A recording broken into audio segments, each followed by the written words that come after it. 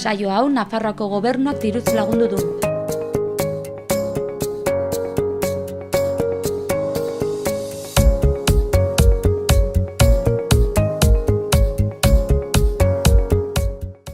Ongi etorri guztioi, arratsalde berri honetan. Otsailaren 27 dugu gaurko asteazkena.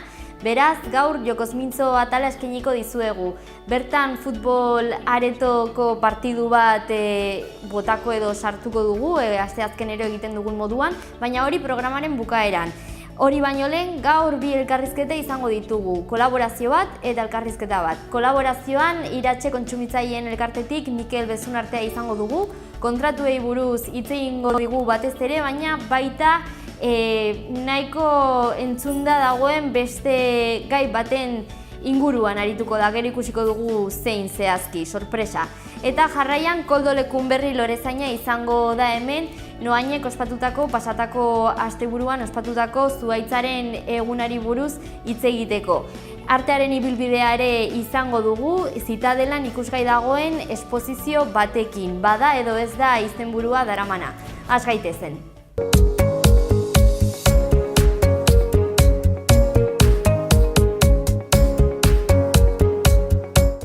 Joan gaitezen 19. mendera. 1801 urtean Espainiak Portugalen kontrako Laranjen guduari hasiera eman zion.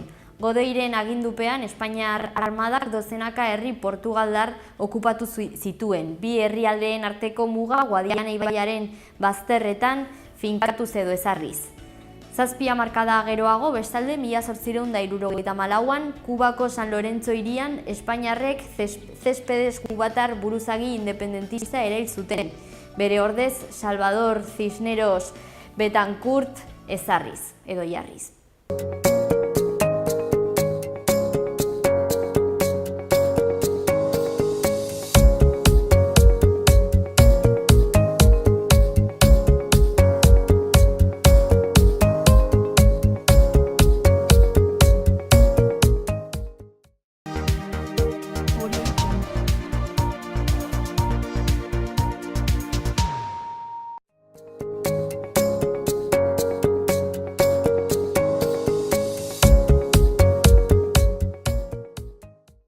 Goazen otsailaren 27ko titularrekin.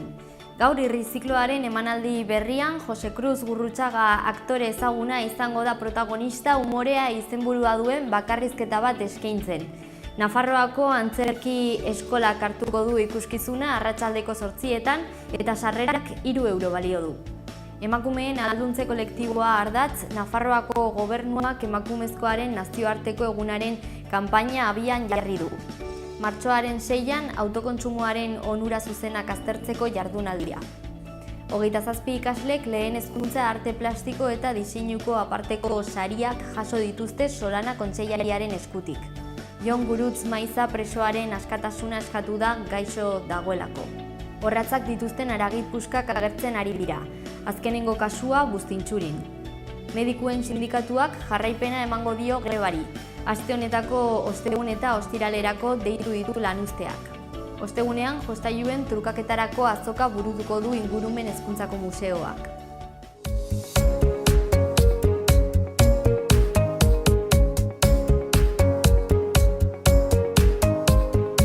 Egunkarietako azalak, hasteko Diario de Navarra. Lerroburu nagusian, mediku nafarrek greba jardunaldiak ostegun eta ostiralerako mantentzen dute. Azaleko irudian, Jagoba Arrasate ageri da, Arrasate 2020 arte izenburupean. Diario de Notiziasera pasako gara orain. Titular nagusian hau ipini dute. 2018an Nafarroako BPGA eta enplegua estatuko batez bestea baino gehiago hazi da. Azaleko argazkian Espainiako erregearen banpin bat agertzen da. Izenburu honek laguntzen du irudia. Erretzeko errege bat. Garako titular nagusian, Kuixarten alegatu politikoak fiskala jokuz kanpo uzten du. Azaleko argazkiak izan ere Bartzelonan izaten ari diren mobilizazioetako bat erakusten du. Hedabide euskaldunekin jarraituko dugu. Berria egunkariarekin hasiko gara.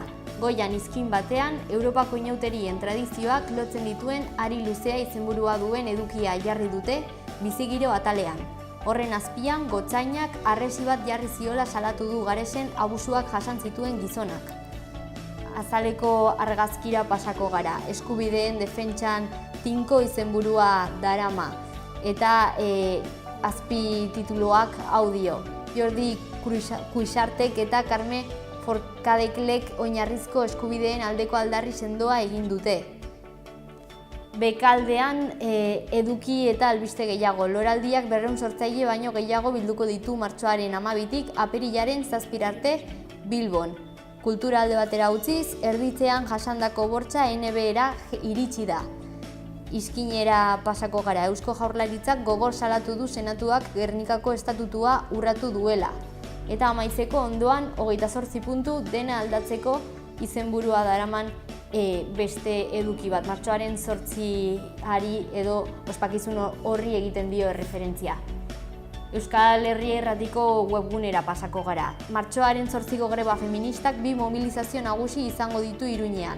Dio lehendabiziko berriak, eta alboan beste 2 albiste. Gaixo dagoen Jon Gurutz Maiza presoaren askatasuna eskatu dute. Azpian greba deialdiari eutsiko dio medikuen sindikatuak.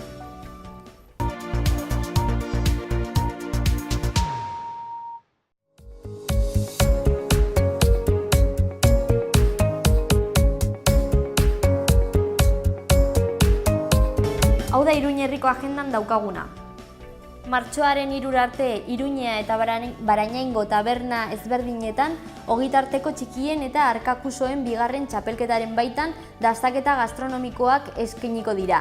Dastaketak bakoitzak 3,50 euro balio du. Gaur arratsaldeko 6etan bestalde Itaroa espazioan umeek inauteri maskarak egiten ikasteko lantegi batez disfrutatu ahalko dute. Doakoa da, baina aldez aurretik inskribaketa beharrezkoa da. Horretarako espazioa bildua itaroa.com helbidera mezu bat idatzi. Gaur arratsaldeko 7etan La Única Peñan dokumental baten proiekzioa eta gero solasaldia. Konkretuki Beltza naiz pelikula eskainiko da eta Fermin Muguruza zuzendaria han izango da galdera ezberdinei erantzuteko. Sarrera libre. Gaur gaueko 9:30 Zentral Cafe Antzokian swing dantzaldia, sarrera libre. Gaur arratsaldeko 8etan Nafarroako Antzerki Eskolak irrizikloaren emanaldi berri bat hartuko du. Bakarrizketa bat izango da umorea izenburupean eta sarrerak 3 euro balio du. Bukatzeko bihar eta igandera arte Baluarte jauregian Estok eta Iruñeko merkataritzaren 13. azoka eskainiko da.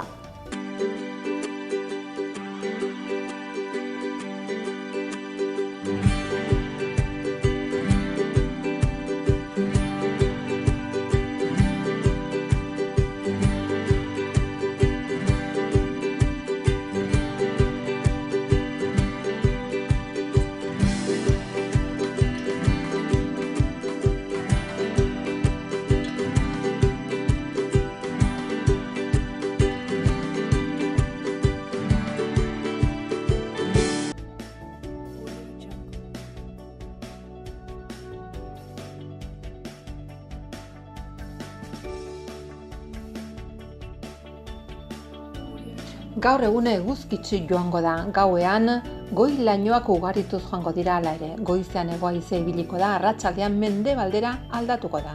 Temperatura maksimoak gutxi igoko dira.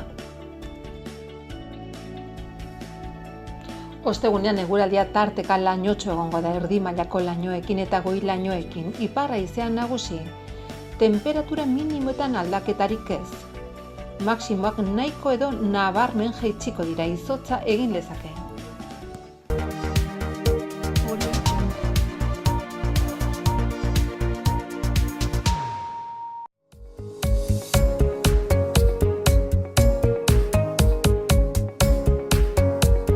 Iruña herriko berrien edo albisteen txanda. Hasteko Galarko zendea.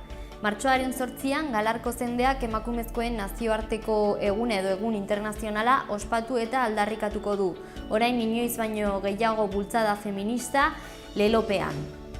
Informazio guztia eta zenolako ekintzak egingo diren udal web orrian. Baina aurretik aste honetan otsailaren 28an Lorenea espazioak gaia jorratuko duen mahai inguru bat hartuko du. Zehazki, greba zergatik egingo den beharrezkoari buruz hitz egingo da. Hitzordua arratsaldeko 5:00 izango da, esan bezala otsailaren 28an. Galarko zendea alde batera utziz, Etxaurira pasako gara. Martxoaren 2an, asteburu honetan, larunbatarekin goizeko 11etan, Memoriaren parkean faltzezko olibondo bat landatuko da. Izan ere, bertatik dantzariak, txalapartariak eta musikariak, gaiteroak etorriko dira, biktimen omenezko jardunaldi bat ospatzeko.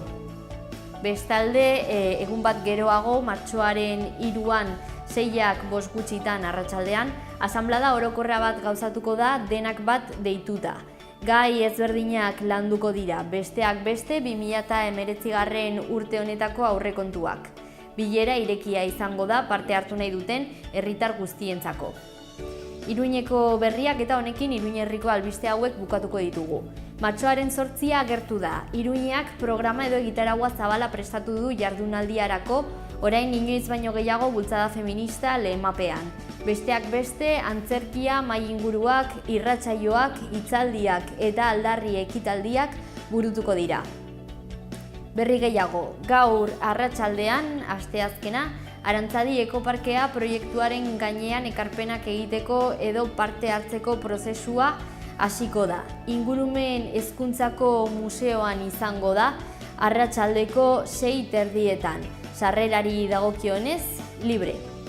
Amaitzeko bai Iruñarekin eta baita Iruñe herriarekin ere, haur eskolek sukaldeak koordinatuko dituzten nutrizionistak kontratatzeko deia egin dute.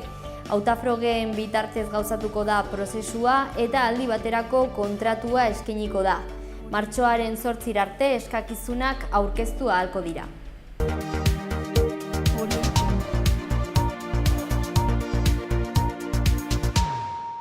Artearen ibilbidea atalarekin joango gara orain. Gaurkoan Zitadelan ikusgai dagoen esposizio bat ekartzen dizuegu, bada edo ez da.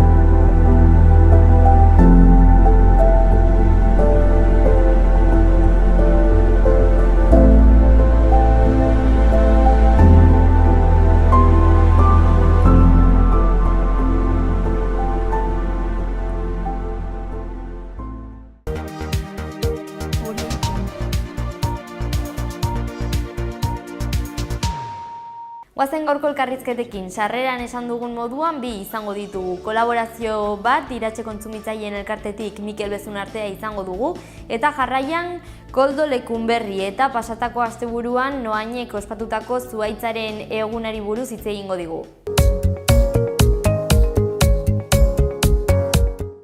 Gaurkoan Iratxe kontsumitzaileen elkartetik Mikel Bezunartea daukagu gurekin, eta bi gai jorratuko ditugu, nahiz eta batetan zentratuko garen bereziki, ez da? Arratsaldeon. Bai, arratsaldeon. Kontratuak, ez?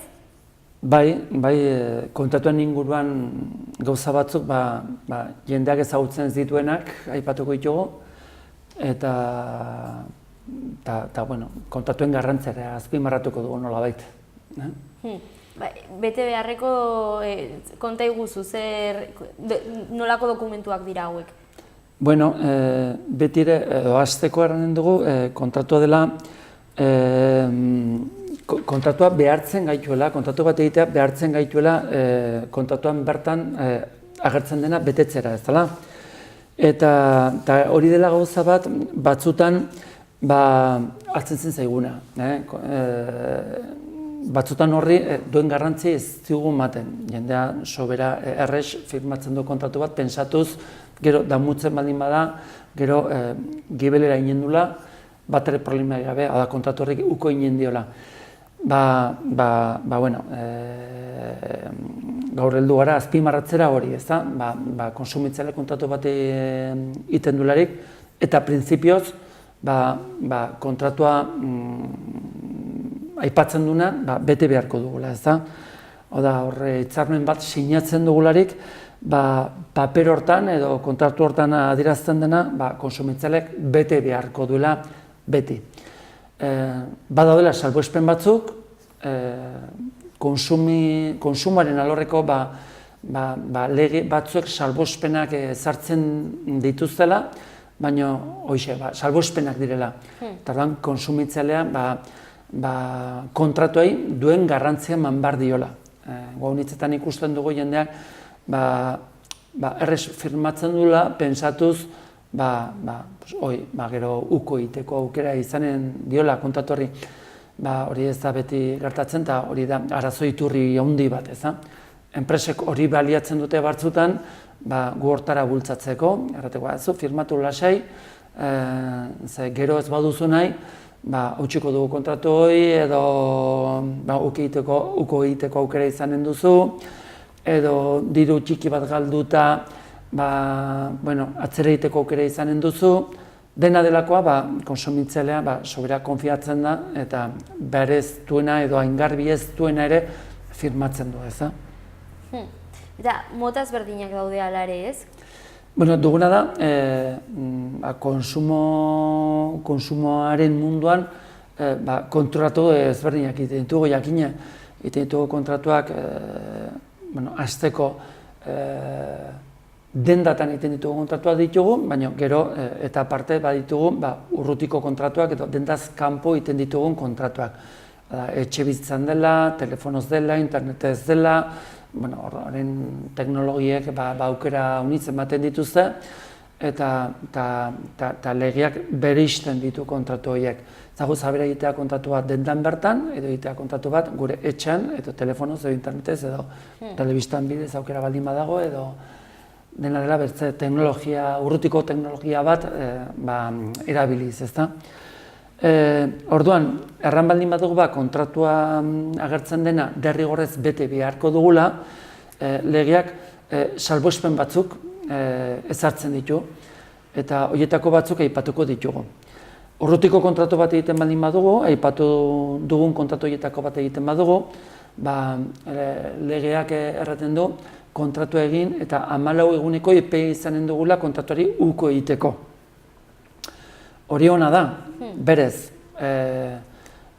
legeak onartzen duena da, etxan egiten dugun kontratua, internetez egiten dugun kontratua, telefonoz egiten dugu kontratua egiten dugula baldintza berezitan. Eta baldintza horietan konsumitzaileak honitzetan kontratu egiten duela informazio osoa izan gabe, prezioa konparatzeko aukera izan gabe, produktua bera ukitzeko aukera izan gabe, Orduan, eta horregatik legeak 14 eguneko epea ematen dio kontsumitzaileari kontratuari uko egiteko. Gertatzen dena da, eta hori azpimarratu nahiko nuke, horrek eramaten gaituela batzutan sobera errez kontratua firmatzera, pentsatuz gero badudala denbora bat uko egiteko. Hori trampa bat izaten alda. Eta konsumitzaileak edo zein gauza firmatu baino lehen garbi izan behar du hori erosi nahi duela. Beti ere, konbentzituta firmatzen baldin badugu, ziur firmatzen baldin badugu, eta gero sortatuko balitz guk kontratu horri uko egin nahi diogula, eta kontratu berezi horietako bat balitz, orduan gu aukera hori izanen ginuke. Hori bai, azpimarratu behar dugu kaso horietan, kontratuari uko egin behar zaiola idatziz, konstantzia utziz. Eta hori arras importantea da, ze zoritxarrez haunitzetan ikusten dugu jendeak, batez ere, adineko jendeak eta enpresara deitzen dula, oie beire, ez du dela nahi, eta enpresak erraten diola, lasai, kontratua bertan bera utzi dugu, hori dela eta konsumitzailea konfiatuta edo ez du idatziz egiten, eta gero, 14 egun horiek pasata gero, enpresak diru erreklamatzen dio. Orduan, azpimarratiko dugu, edo erranen du argi eta garbi, aukera hori badugula, eskubide hori badugula, baina idatziz egin beharko dugula. Eta beti ere, kontatu egin baldin badugu, etxean, telefonoz, internetez, dendaz, kanpo egin baldin badugu kontratu hori. Hori dela, legeak aurre ikusten duen salbuespen bat. Eta salbuespena dela, ze gainerakoan, kontratu bat egiten baldin badugu, kontratuan agertzen dena derrigorrez bete beharko dugu. Badaude salbuespen gehiago. Denak ez ditugu aipatuko, baina gutxi batzuk bai, badaude gehiago. Adibidez, bizi aseguru bat kontratatzen baldin badugu, eta bizi aseguru horren iraupena baldin bada 6 hilabetetik gorakoa, orduan legeak erraten du kontratu egin, eta 30 egun izanen ditugula kontratu horri uko egiteko, berriz ere idatziz. Lehengo kasuan ez dut aipatu, baina komeni da aipatzea, enpresek konsumitzaileari kontratuari uko egiteko inprimaki bat eman behar diotela. Beti ez dut egiten, baina hala da, hori izaten da gainera reklamazioak egiteko bide bat, edo modu bat, arrazoietako bat. Baina, bueno, ez badigute inprimaki hori eman, ordan guk kartaz, burufasez, telegramaz, internetez, egin beharko dugu. Gero, bankutan batzutan konsumorako kredituak eskatzen ditugu. Hau da, konsumorako kreditua da, konsumorako kreditua da arran bezala, kreditori eskatzen dugulako konsumo gai bat erosteko. Haunitzetan adibidez, zer dakit, etxeko sukaldeko elektrotresnak aldatu nahi, eta iten dugu kontratu bat elektrotresna horiek erosteko, baina bide nabarrere hori finantziatu iten dugu. Eta eskatzen dugu krediturako, barkatu konsumorako kreditu bat. Kasu horietan ere, legeak erraten du, sinatuta ondan, 14 eguneko epea badugula, kontratu hori bertan bere uzteko. Utziko ginuke beti ere, konsumorako kreditua utziko dugu ginuke bertan bera. Ez berriz, bertze kontratua, elektrotresnana, edo autoana, edo beti ere, bueno.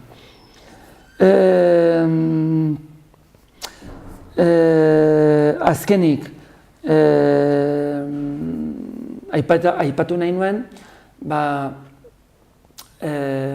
etxeak, etxe bizitzak edo autoak erosten ditugularik, badagoela pentsamentu bat nahiko zabaldua dagona, eta da, pentsatzea, seinale bat, diru bat entzinduta gero, guk kontratu hori hautsi, eta diru hori galduta,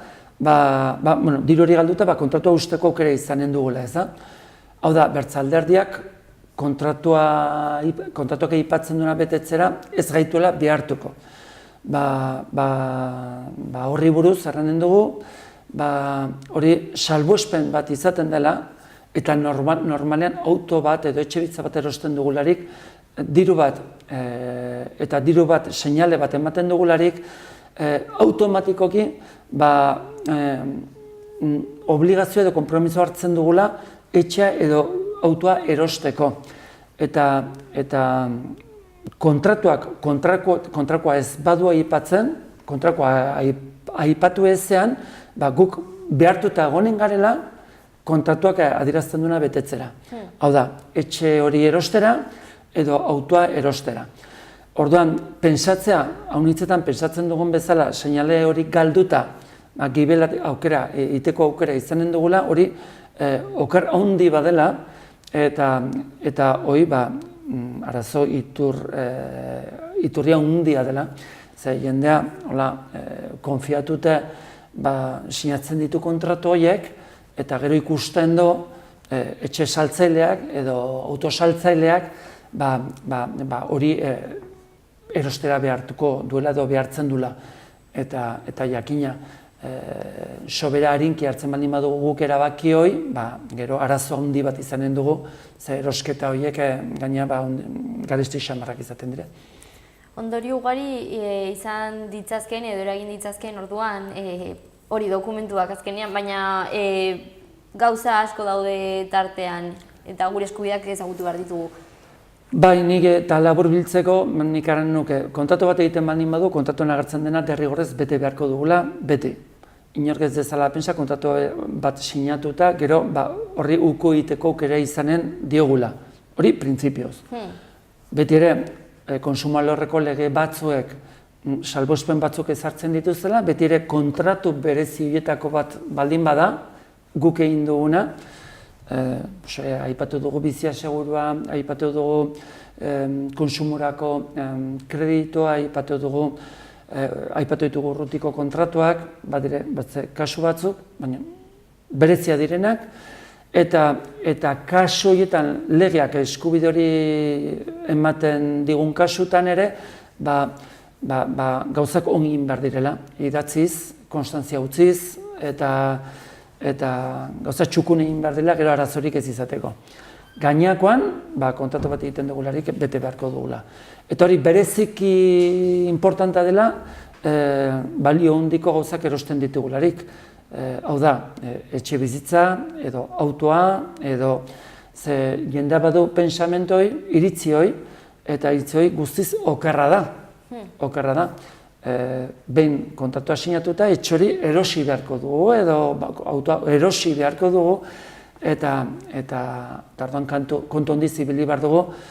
Eta batzutan, takitzeko gai horrekin, erran, saltzailek nahasmentu hori baliatzen dutela, guk hain garbi ikusten ez dugun kontratu bat firmatu arazteko. Orduan, saltzailea da, beti erraten dugun bezala, eta konsumitzaileak deus firmatu baino lehen informazio zuzena eskatu beharko du, jakiteko zehazmiatz, ze eskubide eta ze bete beharrak ekarriko dituen kontratu hori firmatzeak. Bai, eta orduan hori izango litzateke zure ondorioa edo gaiaren laburketa. Bai, nik uste dut horrekin laburbilko ginula dena. Pasa gaitezke orduan bigarren gaiara. Gazteleraz caducidad programada, euskeraz nola... Ez dakit programatu izanen den, alako zerbait, edo beti ere, eta gero eta gehiago ikusten dugu, fabrikatzaileek eten dituzela produktu batzuk, aldez aurretik jakinta, produktu horiek biziraupen motz bat izanen dutela, ez da, programatua. Oda, 2-3 urten buruan, produktu hori izorratuko dela.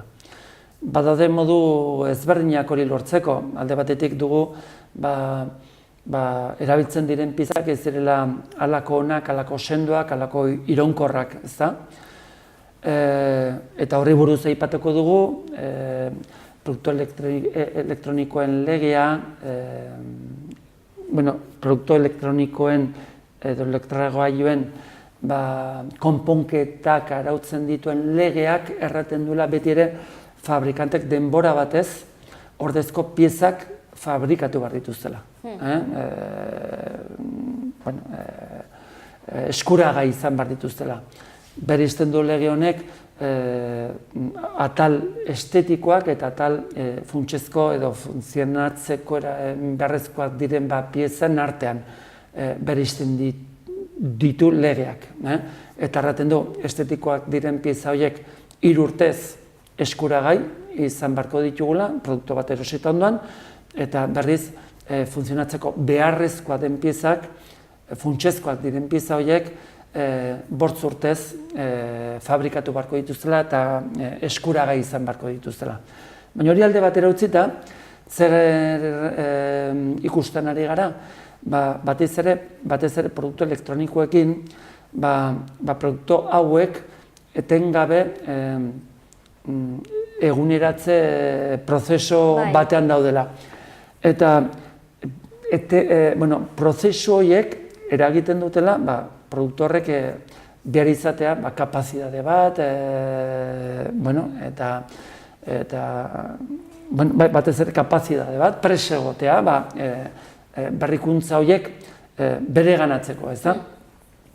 Horre dakar gero, batez ere mugikorrekin da, mugikor bat erosi, eta gero aplikazio berdinak ez dela instalatzen al, eta aplikazio berri horiek instalatu ezean mobila ez da biela, edo badakar ere mobilekin bertzelako problemak ere badire, karga gailuek, ordezko piezak eta arrasgerestiak direla edo eitari uzten diotela.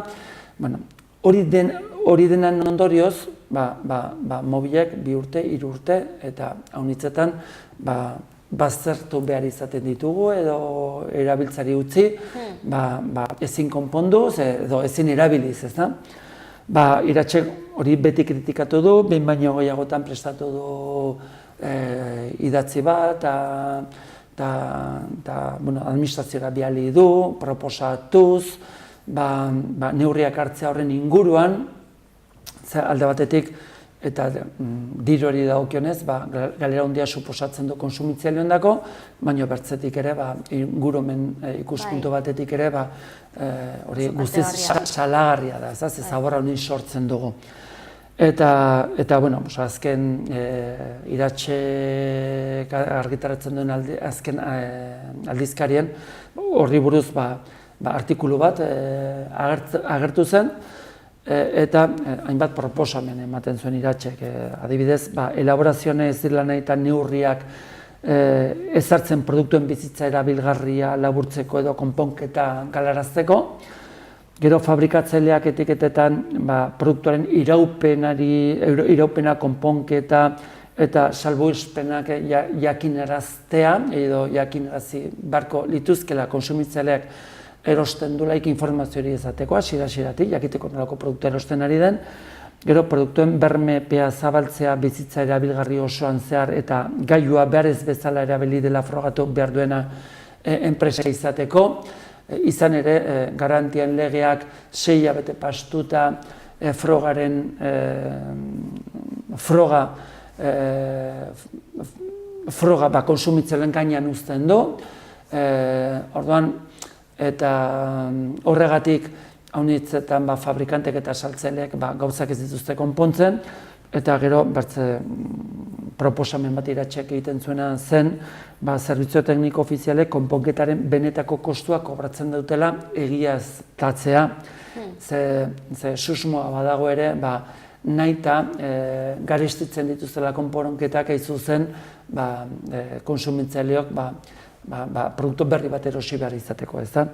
Eta hori egiaztatuta, ziurtatzea, taller independienten jarduera nola bitarateko. Ze horrela, taller independientek aukera gehiago izanen zuten gure produktua konpontzeko, ez da. Horiek dira, Iratxek artikulu hortan egiten zituen proposamen batzuk horrekin akitzeko. Hori egiten da arazo handi bat beti ere konsumo mundutik edo konsumo alorretik begiratuta.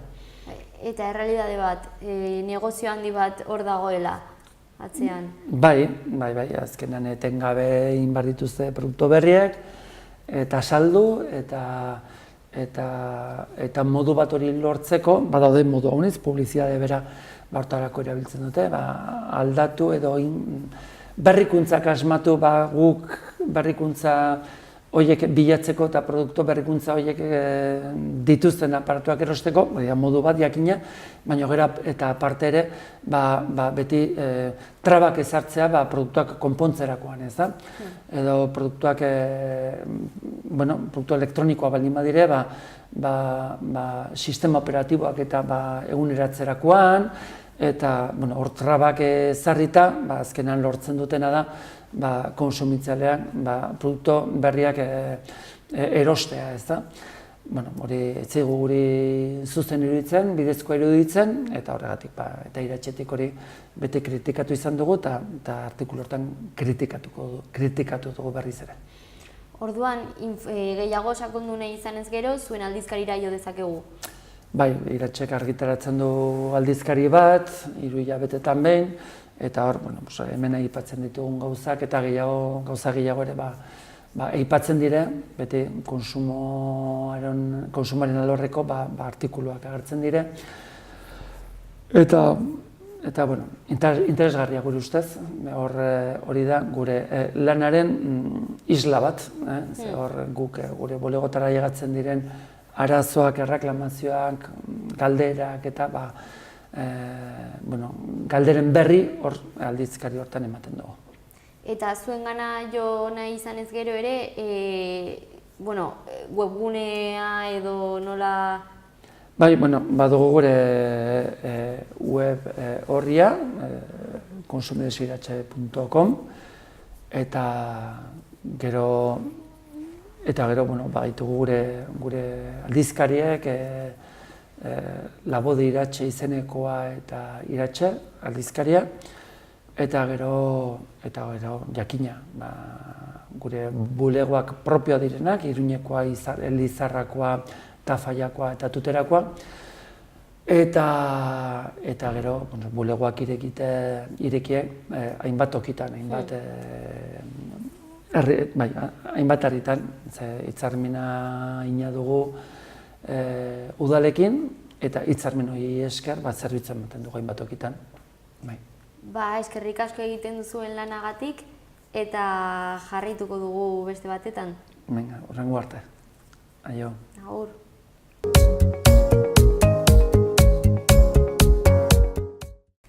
Pasatako larun batean, otsailaren 23an, Noainek Zuhaitzaren eguna ospatu zuen.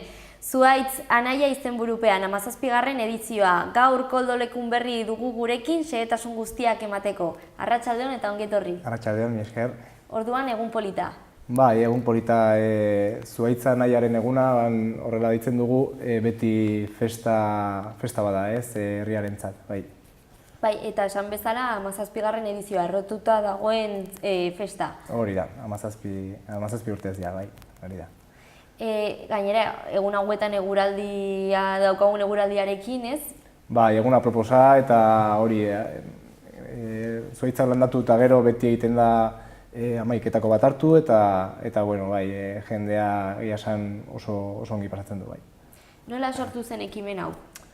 Bueno, gehien bat, historia hau sortu zen Agenda 21 arloatik eta baita ere Lorezain taldetik. Gehien bat, bai atzerritik edo kanpotik Noainera bizitzera etortzen ziren pertsonak, bai umeek, pixkat harremana izateko herriarekin, eta ez bakarrik herriarekin, baizik eta inguru giroarekin, eta baita ere publikoak diren gauzak bereiek ganatzeko eta gero helduak direnean zaintzeko. Bai. Eta helburuak betetzen dira? Bai, gehien bat, bai, oso gutxi ematen da noainen gauzak apurtzea publikoak, baitaren oso nabaria da jendeak duen ingurugiroarekin harremana eta ez dakite pixkat Kontzientzia. bai, kontzientzia hori da, bai. Orduan batez ere umei zuzendutako jaia etorkizuna direlako. Bai, horrela hasi zen pixka bat, baina izan ziren baita ere uste dut 2010 urtean, 2004 urtean, bazegoela hainbeste toki berri landatzeko, zabaldu zera baita ere, pertsona batek edo hildako bat edo halako gauzetan nahi bazuten ere landatu zitazketela, zuhaitzak. Orain bai egia da, joan direla pixka bat tokiak murrizten, gero eta toki gutxiago dago zuhaitzak landatzeko, eta eskatzen badute, bai aukera dago, baina normalean da jaio berrien anaiak izateko zuhaitz hauek, ez? Eta jende asko hartzen du parte, jende askok? Bai, lehen hasiera batean hartzen zituzten, jartzen ziren noaineko ume guztien, jaiotzen zen ume guztien kopuru hori. Gero bai, pixka bat ikusi zen, murrizten zenean tokia eta asko zirela, eta orain egiten dira eskatzen dutenek. Eskatzen dutenek, harreman jartzen da beraiekin, aukera ematen zaie ume guztiei, baina gero bai onartzen dutenek haiekin egiten da, ez? Orduan jaiotza kopurua handitu egin denez, horregatik orain interesatuentzat? Ez da hori, baizik eta egon zen momentu bat, zeudela inbeste ume jaiota, adibidez aldatu zela lehen, udaletxeak horretzen zuen jartzen dalako plaka bat bere izenarekin, umearekin izenarekin, zuhaitzain ondoan, eta noiz jaio zen, eta guzti hori. Iritsi zen momentu bat, inbeste zirela kriston... Zainketa lanak edo? Ez zainketa baizik eta ordainketa lana, ez? Orduan, bai hor murriztu zen, nahi zuenari ematea, eta beraiek ordaintzen dute plaka. Ez zuhaitza udaletxeak jartzen du, baina plaka ordaintzen du norbera. Arazoa izan da, hori izan zen, zegoela azalera landatzeko, orain nola aldatu den eta bakarrik nahi duenak landatzen duen, joaten gara pixkanaka ez dira inbeste, orduan, bai. Bai, eta zenolako prestaketa lanak eskatzen du honek? Bueno, pentsa bidali behar direla eskutitzak jaiotzen diren ume guztiei, gero jaso behar dira zeintzuk nahi duten, zeintzuk ez. Normaleak ez dutena nahi ez dute deuseraten, baina nahi dutena bai. Gero jaso behar da dirua plaka eta erosteko, eta hori egiten da bulegoko lana ez, eta gero lorezain lana egin behar dugu zuloa egin, zuhaitzak erosi eta ekarri, gero han festa denean prestatzen dugu, mailak prestatzen ditugu, hamaiketakorako, landatzen dugu beraiekin eta sartzen diogu nola egiten den, ze zuhaitza mota den. Eta gutik kanpo baita ere bolondresak etortzen dira normalean, noain herriko bolondresak eta laguntzen gaituzte baita ere. Eta ze zuhaitz motak dira? Saiatzen gara normalean hemengo espeziak jartzen. Orduan, arteak, aritzak, astigarrak, baina gehien bat gure bailaran dauden espeziak, horiek erabiltzen ditugu uste dugulako eta ikusi dugulako baita ere urteetan zehar direla hobekien moldatzen direnak, orduan bai, hori erabiltzen dugu. Eta aukeratutako lekua landatzeko? Normalean egiten da ikusten zenolako espazio dugu libre eta zenolako gauzonak eman behar digun hor zuhaitzak egotea. Izan daiteke estetikoa, izan daiteke bueno, gehien bat toki guztietan ematen diguna da inguru giroaren edo kanbio klimatikoaren aurka egiteko indarra. Orduan, bueno, toki guztietan ongi etortzen zaigu, baina bai izan behar dugu kontu non ez dute molestatzen, bueno, guzti hori kontutan hartu eta pixka bat. Eta umeek azkar ikasten dute, nola landatu? Gehien bat kontutan hartu landatzen dela jaio den ume horren, orduan ez dira konturatzen. Baina bai bere gurasoek edo bere aitonak etortzen dira, izeba, kosa, bueno, etortzen da jende pila, bai hartzen dutela lan hori, gero askotan beraiek joaten dira urestatzera, guk zaintzen ditugu gero, baina badaude askok eta askok joaten dira zaintzera, eta bai ume hori ikusten duela nola bere zuhaitza handitzen den berarekin batera. Orduan igual lehenengo urtean ez, baina bi urte dituztenean 3 ja ikusten dute eta oso polita bai. Bai, joe, betiko hor ze gainera hori zuhaitzen bizitza da.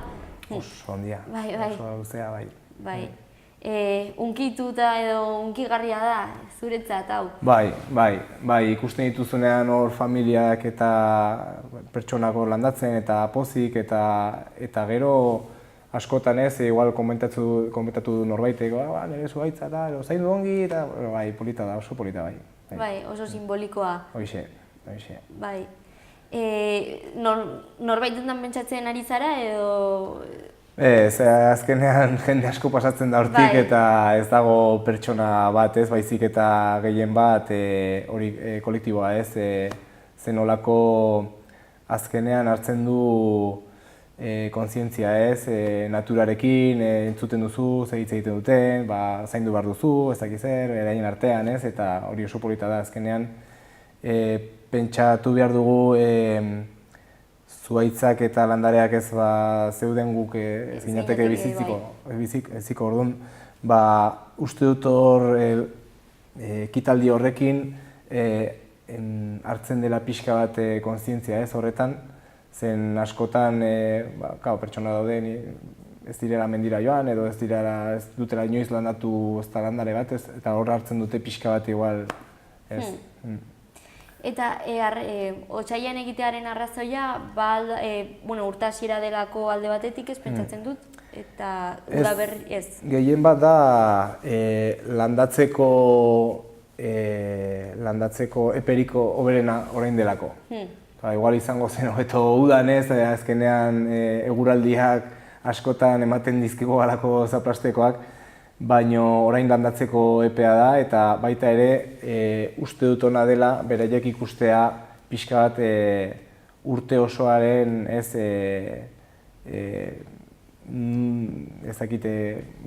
zuhaitzaren bizitza nola doan ez, eta hor landatzen dela urtaroaren epe honetan eta pixka bat ez nahazteagatik, orain da epe ona, orain landatzen da eta jazta. 17 urte noain berdeago egiten? Hoxe, bai, egia esan Lorezainen taldea ez, oso lan ona egin du ez alde honetatik, baita egia da udaletxeetik lana egiten utzi dutela eta baita ere babestu, eta bai oso kontzientzia handia izan da noainen, bai ekologikoki eta bai estetikoki ez, aldatzeko herri pixkatu gogorra ez, aintzinean zela, loretegi gabe eta lan asko egin da, eta orain esan daiteke pixka referentzia dela ez, lorategi buruz eta baita ere gehien bat Lorezain ekologikoa egin dela duela urte pila eta bai, berdetzen eta zaintzen, bai. Bai, arnasgune bat bihurtu da. Hoxe, bai. Eta etorkizunari begira baldituzue erronkak edo... Bai, proiektu pila daude beti hor barra ez, orain ari da bailara guztia bidez, zeuden bideak beste batzuk konpondu dira ez, bide sare bat egiten, bai jendea paseatzeko, bai disfrutatzeko, bide horietan, bueno, egin nahi dire esi batzuk, esuaitzekin, eta, bueno, pixkat animaliak protekzioa emateko, bueno, azkenean beti da dena zuzen bide batean, ez? Jasangarria, hori da, bai. jasangarria izatea, ekologia zaintzea, ingurugiroa, eta batez ere pertsonak toki aproposago batean bizitzea. Pertsonak eta animaliak ez ingurugiroa.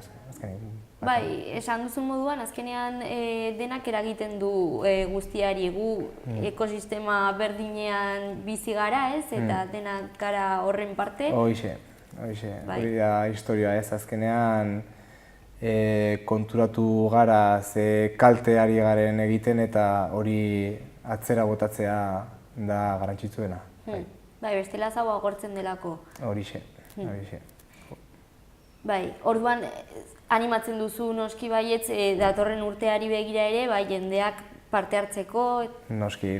Azkenean oso festa polita da eta kontzientzia izan behar dugu ez baditu landareak ez zuaitzak aupikutara doala eta bueno, bai, animatu bai, eta egia esan ez dago bakarrik ekitaldi hau, baude noainen ekitaldi pila ez, honi buruz, bolondresak agertzen dira, eta beti deialdi bat dagoenean jendeak agertzen da bai. Zuhaitz hauetara bueltatuz, plakak eta abar mantentze lanak behar dituzte edo?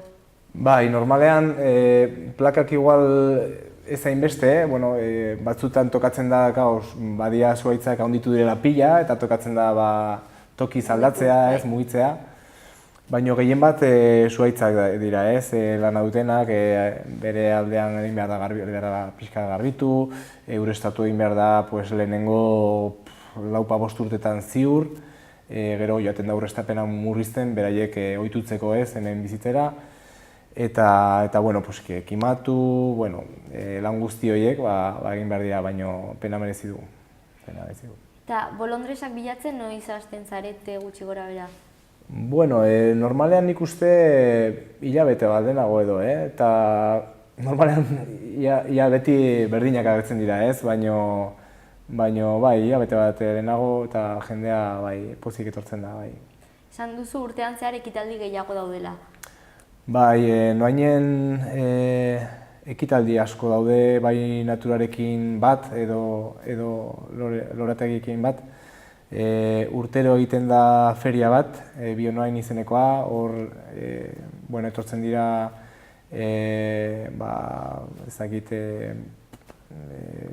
lan desberdinak egiten dituzten enpresak eta justo ekologikoa egiten duten barazkiak, frutak, gero ez dakit adibidez elektrikoak diren autoak, guzti hori. Eta baita ere horre egiten dira ekitaldi ezberdinak, hitzaldiak, beti ekologikoarekin bat doazen gauzak ez. Eta hori urtean behin egiten da, gero egiten da zuhaitzena, eta ateatzen dira urteetan zehar gauza ezberdinak ez. Egin zen baita ere bitan Biochef izeneko beste ekitaldi bat, zeudela lorategi batzuk elkarrekin jatetxe batzuekin, eta ziren pixkat beraien armarria ez, lorategi horiek, gero eramaten zituzten hortik barazkiak, egiten ziren baita ere halako hitzaldi batzuk, edo show cooking batzuk ere bai, beti horretan. Ez zarete aspertzen? Batez. Azkenean, lorezain den pertsona batentzako polita da, zeren ez duzu bakarrik gauz bat egiten, baizik eta gauz pila ez, eta polita da aspertu batez. Aberasgarria? Bai, oso. Eta non kontsultatu ditzazkegu hori ekitaldi hauek edo? Normalean udaletxeko web horrian agertzen dira. Orduan www.noain.es uste dela. Eta bueno, baita ere Agenda 21 arloan, baita ere badago Facebook bat, eta bueno, hor galdetu ditezke, edo badago baita ere gure egoitza, Lorenea izeneko Lastozko etxe bat. Eta bueno, buleago dago eta irekia gaude nahi duena etortzeko eta galdetzeko. Bai, esan duzulako Agenda 21 proiektuaren barneko ekintza dela, Bai. eta izan ere Agenda 21aren inguruan bilerak eta bar ere eskaintzen dituzue Bai, informatzeko. Egia esan Agenda 21 eta Lorezainen taldea bat da, eta denen artean egiten da dena. Orduan beti galdetzen baduzu Lorezain bati edo bulegoan dagoen gure nagusiari edo beti dago irekita jendea galdetzeko eta bai. Ez dakit zerbait gehiago nabarmendu nahi duzun, esan ez dena? Bueno, gehien bat istorio hau egiten da, esan dugun bezala, inguru giroa mantentzeko eta zaintzeko. Eta baita ere pertsonak kontzientzia hartzeko zer dugun eta nora goazen, hori da. Ba, nik uste dut argi gelditu dela, Koldo. Bale, mila esker. Hurrengora arte. Bai, agur.